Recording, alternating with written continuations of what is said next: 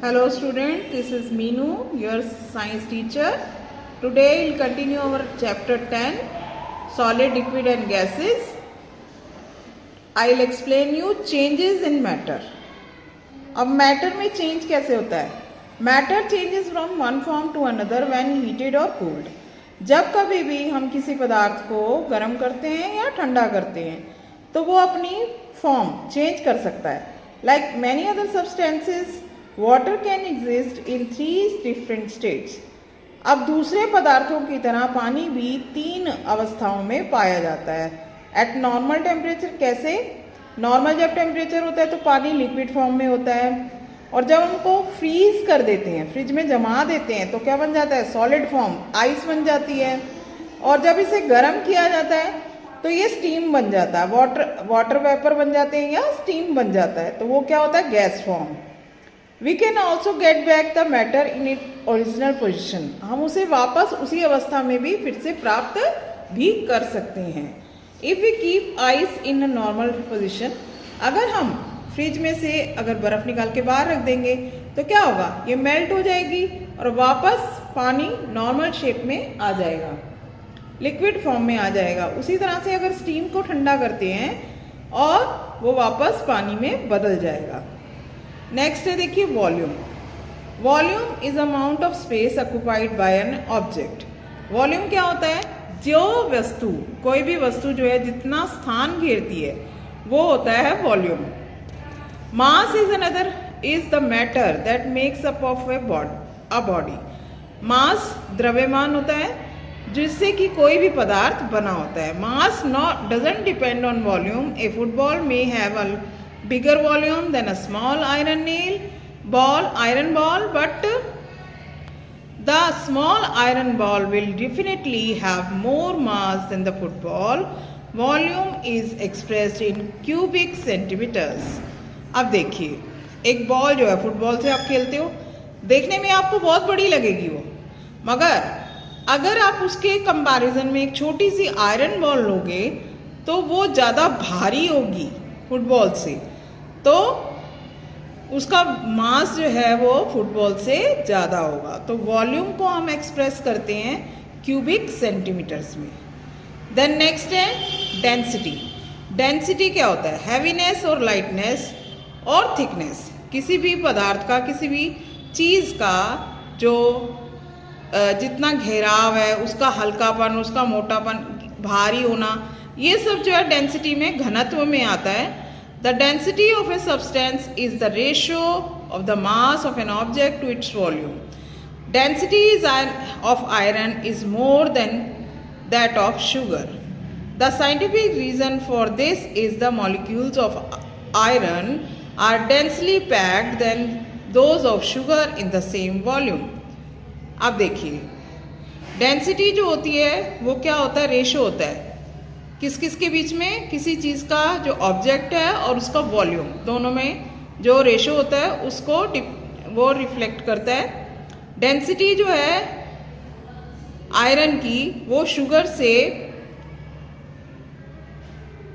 ज़्यादा है, मतलब आयरन ज़्यादा डेंस है, ज़्यादा घना है. इसके पीछे इसका एक साइंटिफिक रीज़न है, वैज्ञानिक कारण है, क्योंकि जो उसके मॉलिक्यूल्स होते हैं आयरन के, वो ज़्यादा क्लोजली पैक्ड होते हैं शुगर की अपेक्षा, चीनी की अपेक्षा, इसलिए आयरन ज़्यादा डेंस है. डेंसिटी को हम एक्सप्रेस करते हैं ग्राम्स पर क्यूबिक सेंटीमीटर में, और मास को हम एक्सप्रेस करते हैं ग्राम्स में, और वॉल्यूम को एक्सप्रेस करते हैं क्यूबिक सेंटीमीटर्स में. ठीक है. अब नेक्स्ट देखिए, अब ये जो डेंसिटी और वॉल्यूम है ये ऑपोजिटली रिलेटेड है. डेंसिटी जो है वो मास को डिवाइड करके वॉल्यूम से तब मिलता है हमें.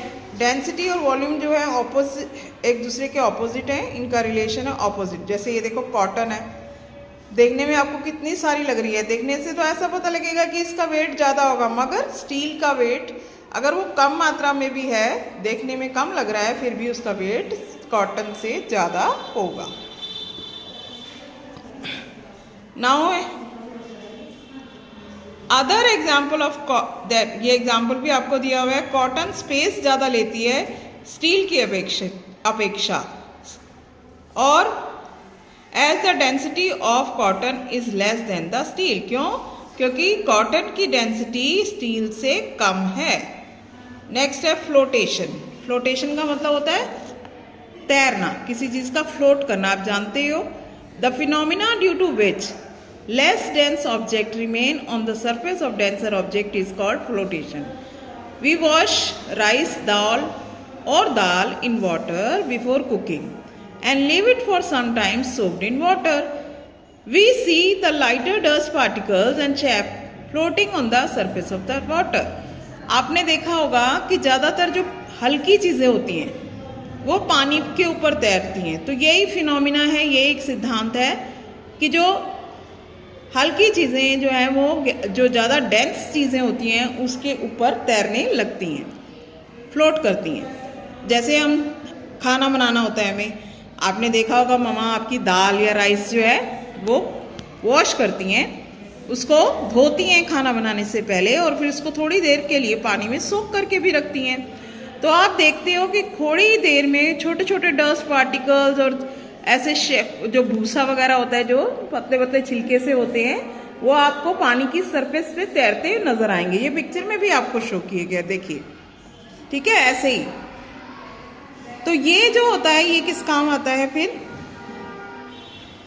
ये होता है फ्लोटेशन। फ्लोट करना मतलब उसकी सतह के ऊपर तैरना। नेक्स्ट है when do objects float. Flotation of an object on the surface of any liquid is due to two factors. अब फ्लोटेशन क्यों होती है किसी ऑब्जेक्ट की, कैसे वो तैरता है किसी लिक्विड के ऊपर, उसके दो कारण हैं। एक तो बॉइंट फोर्स इन लिक्विड और डेंसिटी ऑफ एन ऑब्जेक्ट। एक तो कोई चीज़ जो उसके ऊपर फ्लोट कर रही है उसकी डेंसिटी कितनी है और पानी के अंदर से कितना प्रेशर लग रहा है उसको फ्लोट करने के लिए। जैसे एक पेबल है, अगर हम उसको नदी में फेंक दें, ठीक है, तो क्या होगा? वो सिंक हो जाएगा। सिंक का मतलब डूब जाएगा, पेबल मीन्स पत्थर। और एक शिप और जो नाव है, शिप और बोट जो है फ्लोट करते रहते हैं, ठीक है, and it's rear portion remains inside it. बहुत कम हिस्सा उसका पानी के अंदर डूबा रहता है।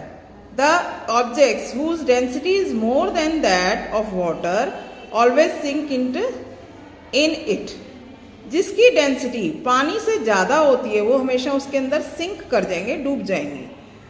And while the objects which are less dense than water, और ऐसी चीज़ें जो कि पानी से कम डेंस हैं, कम घनत्व वाली हैं, वो हमेशा उसकी पानी की सतह पर, सरफेस पर तैरती रहेंगी। मटेरियल जैसे स्टील है, आयरन है, वो कभी भी पानी में फ्लोट नहीं करता है, वो सिंक हो जाएगा, ठीक है। नेक्स्ट है आपका the change, physical change. The change in shape, colour, size और state of an object is called physical change. The object obtained after the change has the same properties. देखिए, अब चेंज, जो फिजिकल चेंज क्या होता है उसको हिंदी में हम कहते हैं भौतिक परिवर्तन, ठीक है। भौतिक परिवर्तन क्या होता है? जो उसकी शेप में चेंज हो जाए, उसके कलर में चेंज हो जाए, साइज में चेंज हो जाए या उसकी स्टेट चेंज हो जाए, तो वो होता है। मगर जो प्रॉपर्टीज़ हैं, जो गुण हैं, वो पहले ही ओरिजिनल ऑब्जेक्ट जो पहले थी उसके जैसे ही रहें। तो इसका मैं आगे देखिए एग्जाम्पल से समझाते हैं। Physical change is a temporary change, ये टेम्परेरी होता है और ये रिवर्सिबल होता है। रिवर्सिबल होता है मतलब हम इसको वापस दोबारा से पहले जैसा भी कर सकते हैं। वाटर बिकम्स आइस, जैसे देखिए एग्जाम्पल दिया है कि पानी जो है ठंडा करेंगे तो आइस बन जाएगा, ठीक है, और उसको अगर हम फिर से गर्म करते हैं तो फिर हमें वो आपको मिल जाएगा पानी की फॉर्म में। और फिजिकल चेंज जो होते हैं वो ज़्यादातर तब होते हैं जब हम एक चीज़ को दूसरी चीज़ में मिक्स करते हैं। जैसे एग्जाम्पल ले लो, cutting of a paper sheet in small pieces is the physical change. अगर एक कागज़ लेते हैं, हम कोई शीट लेते हैं, उसको हम टुकड़ों में काट देते हैं या फाड़ देते हैं, तो वो फिजिकल चेंज है। क्योंकि जैसा कागज़ का शेप, और मतलब शेप तो चेंज होगा मगर उसके जो फीचर्स हैं वो देखने में तो वैसे ही लग रहा है, कागज वाइट था, अगर वाइट है तो वाइट ही रहेगा, ब्लैक हो तो ब्लैक ही रहेगा, है ना, कलर चेंज नहीं होगा। अब अगर पानी को हम जो है सॉल्ट में, पानी के अंदर अगर हम सॉल्ट डिसॉल्व करते हैं, घोलते हैं, तो ये एक सॉल्ट सॉल्यूशन बन जाता है, नमक का घोल बन जाता है। But we can separate the salt by distillation. अब हम पानी और नमक को भी अलग कर सकते हैं, आपको पता है कैसे? डिस्टिलेशन से। ये एक प्रोसेस है सेपरेशन का, आप ये फर्दर और क्लासेस में पढ़ेंगे। नेक्स्ट है केमिकल चेंज। केमिकल चेंज जो होते हैं, the change in chemical property of an object is called chemical change. किसी भी पदार्थ की केमिकल प्रॉपर्टीज में अगर बदलाव आता है, चेंज आता है, तो उसे केमिकल चेंज कहते हैं। जैसे उससे कोई एक नया पदार्थ बनता है जो पहले वाले पदार्थ की प्रॉपर्टीज से बिल्कुल अलग है और कंप्लीटली डिफरेंट होता है उन ओरिजिनल चीजों से। केमिकल चेंज परमानेंट होता है हमेशा, और ये रिवर्सिबल नहीं होता, ये इरिवर्सिबल होता है। इसे हम वापस उसी अवस्था में पहले वाली तरह से नहीं प्राप्त कर सकते उस पदार्थ को। जैसे एक पीस ऑफ पेपर है, अगर हम उसको जला देते हैं मान लीजिए, तो हमें क्या मिलेगा? कागज मिलेगा? फिर से नहीं मिल पाएगा ना, वो हमें राख मिलेगी। ऐश का मतलब राख। और जैसे लोहा है, आपने देखा होगा पानी ज़्यादा लगने की वजह से उसके अंदर जंग लग जाता है, तो जंग। और seed to give a fruit, अब एक बीज आपने बो दिया धरती के अंदर, या किसी प्लांट को आपने, उस बीज को आपने लगा दिया किसी पॉट में लगा दिया, तो क्या होगा? उसके अंदर से धीरे धीरे प्लांट निकलेगा और वो फ्रूट बन जाएगा। तो ये भी एक तरह का केमिकल चेंज है। I hope you understood. So please read the lesson and try to do the exercise. Thank you.